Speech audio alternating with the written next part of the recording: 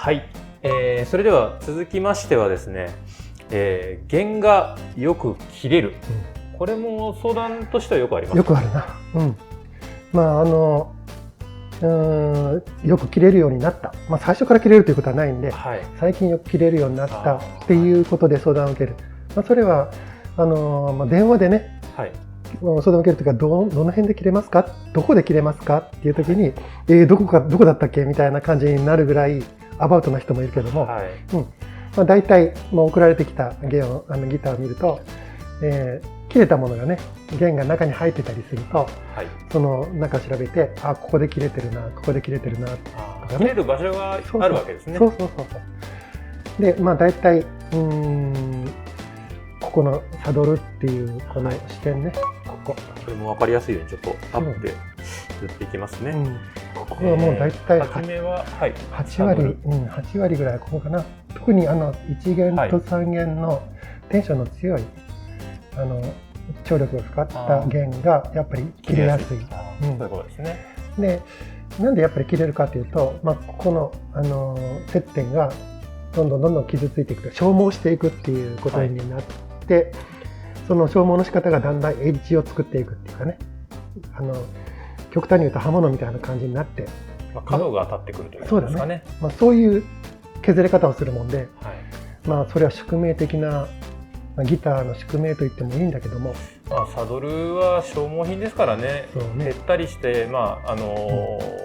らもうやっぱり交換するものという感じです。解決法として、この削れないような硬い硬質なね、金属だとか、そういったものにすればみたいなことを言われるけど、もうここは本当に大事な心臓部っていうか、そうですね、金属にするともう音変わりますからね。音質が変わる。で、うちは牛骨っていう牛の骨をずっと昔から使って、それはなんでやっぱりこだわりがあってね、やっぱり牛骨ギターの音を自然に再生してくれる大事なパーツっていうのが、いろんなもので試してみて、その結果やっぱり牛骨っていうのがいいなということで今も続けてるんですけども、牛の骨であるっていうことで消耗も早いっていうかね。そうですね。メリットデメリットがあって、サドル部分がまず切れやすい一つの場所ですね。そうね。次はあとはやっぱりこちらのペグですね。ペグね。このペグの出口。出口ですね。こちらから見た方がいいですかね。このペグ弦を巻いて、そしてスッと出る一番最後の出口のところがやっぱり巻いたり緩めたりっていうことで、金属なんだけども削れていく。こういう弦はこういう巻き線で結構ザラザラしてる感じ、それでグッググッグ綱引きをしているようなもんだから、やっぱり金属といえどももう削れていく。同じような感じでエッジ状になって、それが1弦2弦そういう細い弦になってくると弦を切ってしまうっていうね。切れやすいということですね。これもね宿命的なもので。それは一応対処はできるんですかね。そうだね。やっぱりその傷を取っていくっていう。その尖ったところをまた丸くしてあげる。鳴らしていくみたいなね。そしたらまたしばらくするとまた同じような状態になるんだけど、それをメンテナンスという形で補修していく、調整していく。じゃあ逆にこちら側でよく切れる場合はそれこそ初めからこちらに預けていただいた方がいいですかね。そうね。こちらのペグの方で切れるって言ったら、そのペグの方の補修は結構なんていうのかな、難しい、難しいというかね、結果が出ないんで、こちらの方に任せてもらう。こちらで切れればね、こちらに任せてもらう。こちらの方はやってみてうまくいかなかったっていう形で送られる場合があるけども、切れるっていうことは弦がねどんどん消費されていくんで、コスト的にもね非常に大問題になってくるんで、切れ始めてきたら、もう調整そこを調整してまた元の状態に戻してっていうことを、やるしかない。張り替えてその日に切れたりするともうショックです。そうだね。新しい弦が切れるということはやっぱりその原因があるので、それは原因をまず突き止めて、そこから対処していくっていうやり方だね。もしもこの辺でよく切れるみたいな、この引いてるとこでよく切れるみたいなことがありたら、本人の弾き方みたいなところが出てきて、もちろんこのアタックの強さとかそういったものもあるかもしれないし、多いのはピックね。その使ってるピックに引っかかるようなそういう傷があって、それが弦を傷つけてるっていう。ザクザクザクザクで弾いてるうちにそのピックが、もちろんピックも消耗するから傷がついてくるわけで、その傷がその弦に打撃を与える。カッと引っかかるときに同じところで当たってくるとやっぱり弦も切れる原因になって、ここで切れましたっていう場合はまず自分の使ってるピックだとか、あと弾き方だとか、ここで切れるんだったらちょっと弾き方を見直した方がいいかもねみたいなことを言っちゃう。まあでも力強く弾く人見えますからね。そうだよ。だから本当に今叩きつけるように弾く人っていうのは、でもここで切れる前に大体そういったところで切れやすいところで切れてくるんだけどもね。あれですかね、やっぱり同じ場所でその切れやすいっていうのは何かしら問題がある可能性が高いっていうふうで、ただここに限ってはこの辺りに限ってはそうでもないこともあるので、ちょっと弾き方だとかピックだとかピックの持ち方でも変わりますよね。深い浅いとかでも変わったりしますね。意外と原因がピックだったりするっていうのはここはあるんだけども、そのやっぱりストロークのね、仕方もう少しギターをいたわってっていう場合もあるかもしれない。そうですね。あとは弦が悪い場合は、たまたまその弦っていう風であれば違う弦に変えた場合は治ることもありますし、弦のね当たり外れじゃないけどもありますよね。はい、続きましてはですね、これも、多分よくある相談だと思うんですけど、ナットが外れてしまう。外れる。よくあるな。今までの中で一番多い。そうですか。電話でやっぱりあれですかね、問い合わせ。そうだね、ナットが取れてしまったんですけどって言って、取れるはずのないものが取れちゃったみたいなことを言ってくるんだね。その度に説明するんだけども、そもそもナットは取れるんですね。そう、取れなきゃいけない。これはこの辺にあるものは全部消耗品なので、いずれ交換しなきゃいけないっていうね。交換できるように取れやすくなってるんですね。密着、もうこっちに密着しちゃったらもうダメだね。もう本当にそれこそ、あと大変な作業になっちゃうんで、もうちょっとした直で取れる。じゃあとりあえずどれくらい簡単に取れるかっていうのを、見た上で、しかもちょっとその後にじゃあ取れたやつをどうしたらいいのか、これ意外と簡単に対処できるんですね。そのあたりもちょっと説明しながら見ていきたいと思います。じゃあ、まずは、ナットですね。取ってみようか。はい、お願いします。取るっていうかね、本当に弦を外しただけでポロッと取れる場合もあるけども、簡単にちょっとショックをね、これで大体取れてる。ね、こんな感じで簡単に取れちゃう。コロッと。これはね、もうなきゃいけないっていうかね、ここが非常にデリケートな部分なので、ここをなんでしょう、傷めないように簡単に取れるように。本当はこうやって挟み込んで動かなきゃ一番いいんだね。だけどさっき言ったようにこう動いたり、ストレスになっちゃうんで、簡単に、こうやって取れたところを見ると簡単にこう止めてやるっていうのが分かると思う。じゃあこれ実際取れてしまったらどうすればいいんでしょう。これはね、もう本当に簡単に市販されてるアルファ接着剤、瞬間接着剤ですね。そうだね。もうそれも水状じゃなくてこういうゼリー状の、固まるのに1分ぐらいね、そういう、粘度が高いですね。そうそう、粘度が高い。それをちょんとこう隅っこの方につ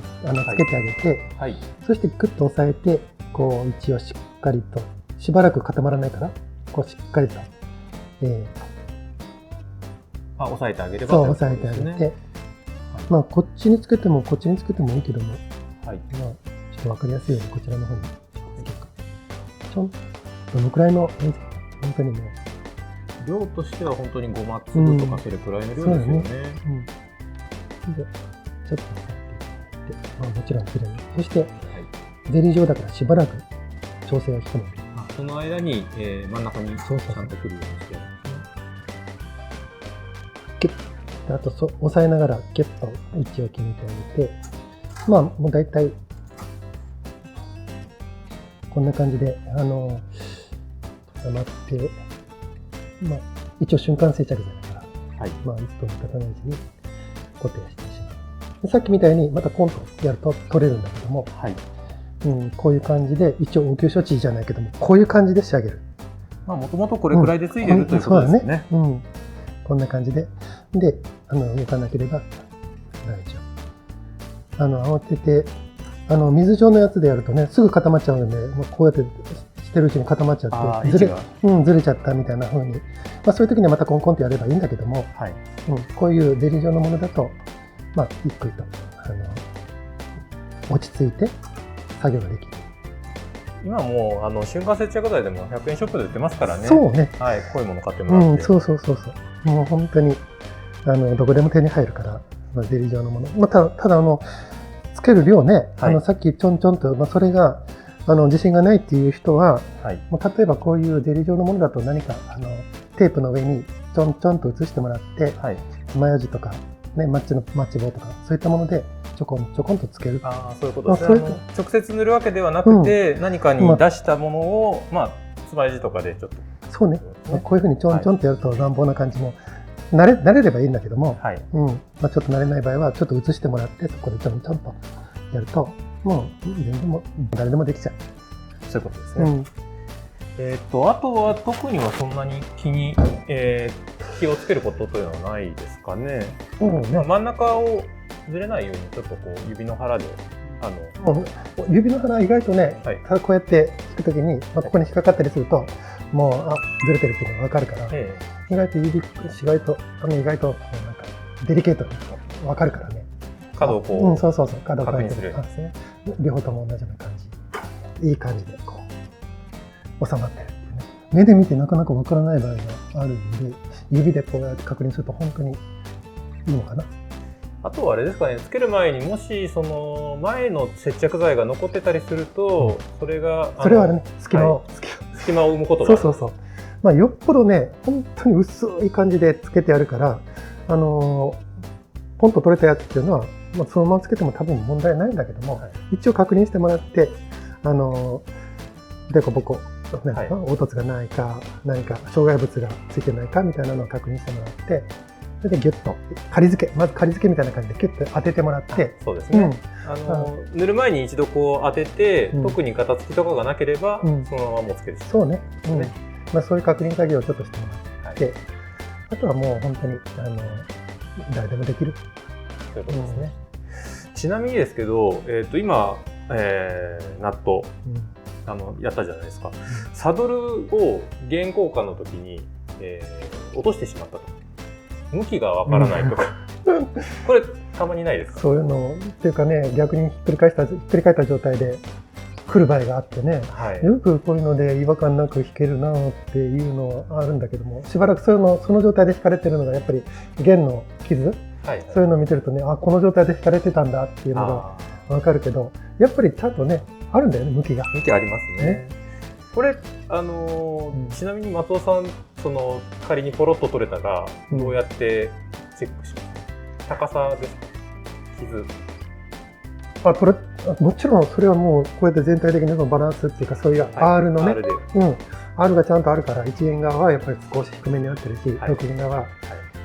4弦をピークにしてスーッと R ができてるから、まずそれを見て、でまあ傷がひっくり返った状態で傷がついてたら、まあ、それを取ってあげ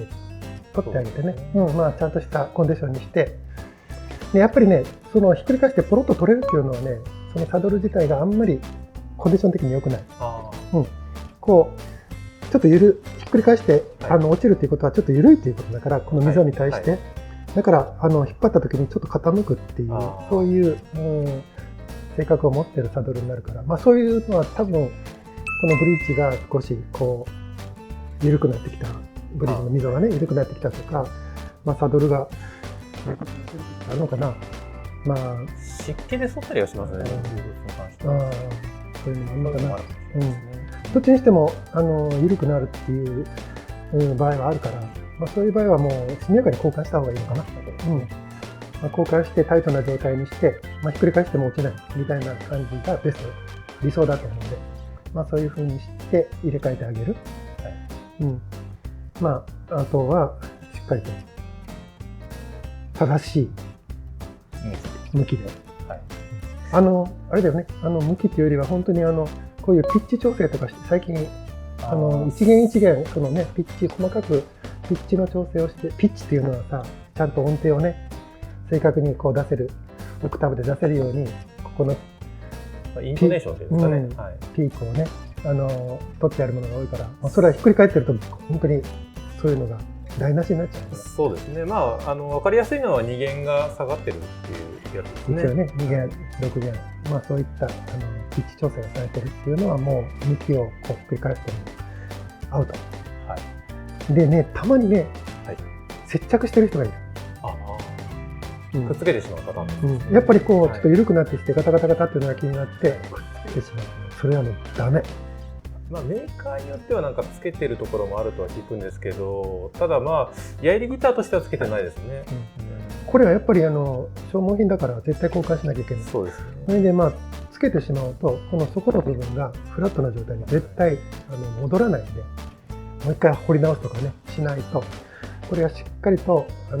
下がフラットになってないと正常な音出ないから、接着剤を下につけたりなんかするともう修理が大変。そういうことですね。交換部品なのでナットの方はどうしてもずれるということが可能性があるので、接着は仮接着をしてるんですけど、サドルの方はつけないようにということで、そうだね、はい、お願いします。サドルは密着厳禁。そういうことですね。モノラルのように同じ場所から滲む音を抱えながら歩く、モノラルの先へ同じ歩幅で月の木漏れ日と